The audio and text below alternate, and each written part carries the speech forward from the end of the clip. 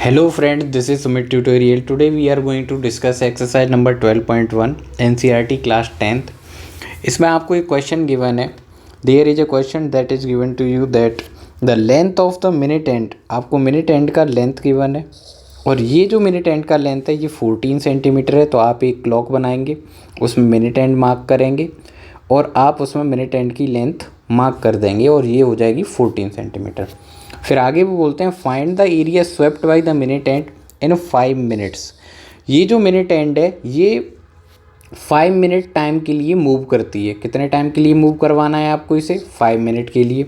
जिसमें ये ए पोजीशन पहले कहाँ पर थी? 3 पर थी और 5 मिनट जब हो जाएंगे तो ये कहाँ पर पहुँच जाएगी? 4 पर पहुँच जाएगी. हम सब जानते हैं 5 मिनट में जो मिनट एंड है वो 3 से लेकर 4 तक का डिस्टेंस क्या करेगी? ट्रेवल.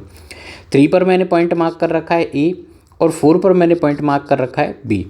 सेंटर से जब इन दोनों पॉइंट्स को मिला देंगे आप, ओ को ए से मिलाएंगे, ओ को बी से मिलाएंगे तो आपको एक एरिया, एक सर्टेन रीजन, बाउंडेड रीजन आपको दिखाई देने लगेगा जिसका नाम हो जाएगा sector O A and B. अब आपको इस सेक्टर ओ ए बी का एरिया फाइंड करना है. तो आप बोलेंगे एरिया ऑफ सेक्टर का फॉर्मूला तो हमें लर्न है, बहुत आसानी से हम फाइंड कर सकते हैं, pi r square theta upon 360 degree. तो आपका आंसर बिल्कुल एकदम करेक्ट है. आप जानते हैं फॉर्मूला, आपको पता है pi r square theta upon 360 degree. Pi इसमें नंबर है, आप वैल्यू पुट कर लेंगे 22/7. आर की जगह पर आपको 14 सेंटीमीटर यूज करना है, आप उसे भी यूज कर लेंगे. छोटा सा जो प्रॉब्लम आएगा वो थीटा के लिए आएगा. किसके लिए आएगा? थीटा के लिए आएगा. आपको इसमें थीटा की वैल्यू डायरेक्टली गिवन नहीं है, आपको इसको फाइंड करना होगा, है ना. इसके लिए आपको एफर्ट करने पड़ेंगे. तो देखते हैं इसको किस तरीके से फाइंड किया जा सकता है. तो हम एक फैक्ट जानते हैं. एक फैक्ट क्या जानते हैं कि जैसे कोई भी क्लॉक है, उस क्लॉक में मिनट एंड है. कौन सा एंड है? Minute hand. और ये जो मिनट एंड है ये अपना 1 राउंड कंप्लीट करती है. जब ये 1 राउंड कंप्लीट करती है तो हम बोलते हैं 60 मिनट टाइम कंप्लीट हो गया. हम क्या बोलते हैं? 60 मिनट टाइम कंप्लीट हो गया. वैसे हम 60 मिनट बोलते नहीं हैं, हम क्या बोलते हैं? 1 आवर कंप्लीट हो गया. हम क्या बोलते हैं? 1 आवर कंप्लीट हो गया. 1 आवर कंप्लीट होने का मतलब मिनट्स में हम जानते हैं 60 मिनट. और 1 राउंड कंप्लीट, किसी भी पॉइंट के अराउंड अगर आप 1 राउंड कंप्लीट कर लेते हो तो एंगल कितने डिग्री का क्रिएट हो जाता है? तो आप बोलेंगे वहाँ एंगल क्रिएट होता है 360 डिग्री का. ये आपने 9th क्लास में सीखा है. ओके, तो इससे एक पॉइंट मालूम चला कि 60 मिनट्स के अंदर जो हमारा मिनट एंड है वो 1 राउंड कंप्लीट करता है. कितना राउंड कंप्लीट करता है? 1 राउंड. और हम जानते हैं 1 राउंड का मतलब क्या होता है? तो आप बोलेंगे सुमित इसका मतलब होता है 360 डिग्री. 1 राउंड का मीनिंग होता है 360 डिग्री. दैट मीन्स अब मैं यहाँ से ये मालूम कर सकता हूँ कि जो मिनट एंड है अगर वो 1 मिनट मूव करे, कितना मिनट मूव करे? 1 मिनट मूव करे तो क्या होगा? अगर वो 1 मिनट मूव करती है तो 360 डिग्री का 60th पार्ट वो क्या कर लेगी? ट्रेवल कर लेगी. तो 60th पार्ट आप निकालेंगे तो आंसर कितना आएगा? 6 डिग्री. और ये आपके लिए एक इम्पोर्टेंट फैक्ट बनकर तैयार हो गया. क्या फैक्ट बनकर तैयार होगा? तो आप बोलेंगे मिनट हैंड जो होती है, मिनट हैंड, ये 1 मिनट में कितने डिग्री का एंगल क्रिएट करती है? 1 मिनट में ये 6 डिग्री का एंगल क्रिएट करती है. इसे हम लर्न कर लेंगे और अपने क्वेश्चन के लिए इसको आप यूज करेंगे. तो आप जब पेपर में इसकी आंसर शीट में जब आप आंसर राइटिंग करेंगे तो किस तरीके से चीज़ों को टैकल करेंगे उसे देखते हैं. तो अब हम इसका आंसर राइट करते हैं.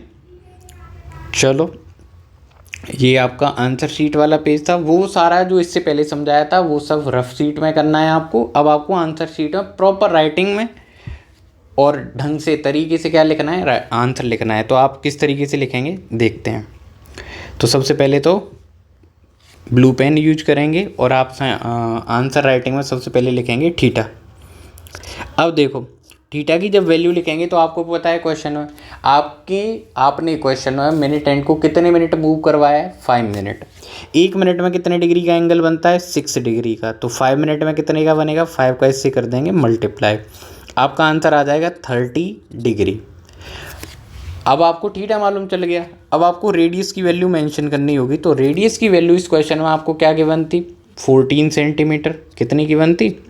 14 सेंटीमीटर. अब आपको बताना है एरिया ट्रेवल्ड. आपको बताना है एरिया. तो आप बोलेंगे area swept by, area swept by minute hand, area swept by minute hand in 5 minutes, in 5 minutes। इसका जो आंसर आएगा वो क्या आएगा, जो एरिया स्वेप्ट होगा वो एरिया कितना होगा, तो आप बोलेंगे area swept by minute and in 5 minute is equal to, ये इक्वल होगा किसके इक्वल होगा, area of sector O A B, area of sector O A B, sector O A B. अब जो सेक्टर का एरिया है उसे आप फॉर्मूले से लिखेंगे। सेक्टर के एरिया का फॉर्मूला होता है pi r square theta upon 360 degree.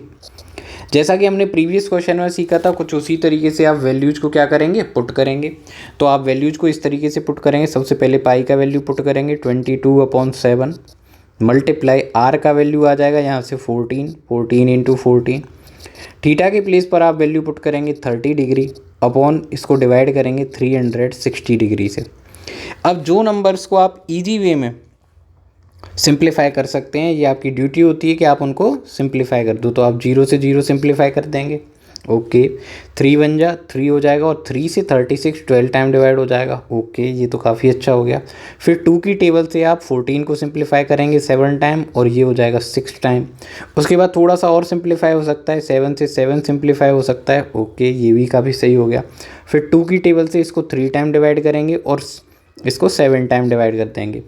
अब जो एक्सप्रेशन बचा है न्यूमरेटर में आप मल्टीप्लाई करेंगे, डिनोमिनेटर में भी आप मल्टीप्लाई करेंगे, तो आपको आंसर आएगा 22। आप न्यूमरेटर से बचा हुआ है, 7 बचा हुआ है, 2 टाइम 1 बचा हुआ है, तो उसको हम लिखेंगे नहीं, 1 के मल्टीप्लाई से नंबर चेंज नहीं होते। तो कुछ इस तरीके से एक्सप्रेशन आ रहा है 22 इंटू 7 डिवाइडेड बाई 3।